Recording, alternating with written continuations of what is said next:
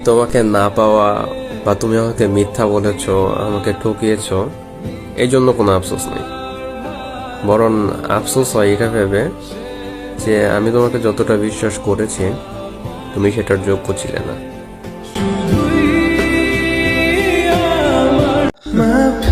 আমি তোমার জন্য যে মানুষগুলার ইগনোর করছি, সেই মানুষগুলো এখন আমার আইসা বলে, কিরে থাকলো না তোর ওই মানুষটা সারা জীবন?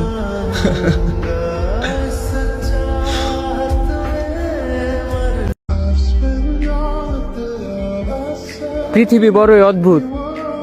চলতে চলতে মানুষের সাথে পরিচয়, এরপর মায়া আটকে যাওয়া, তারপর হারানোর ভয় পেতে পেতে সত্যি মানুষটা হারিয়ে যাওয়া।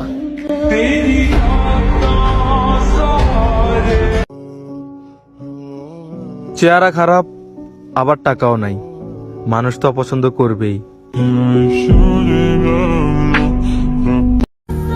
আমি তাকে বাস্তবে চেয়েছিলাম, কিন্তু আফসোস সে গল্প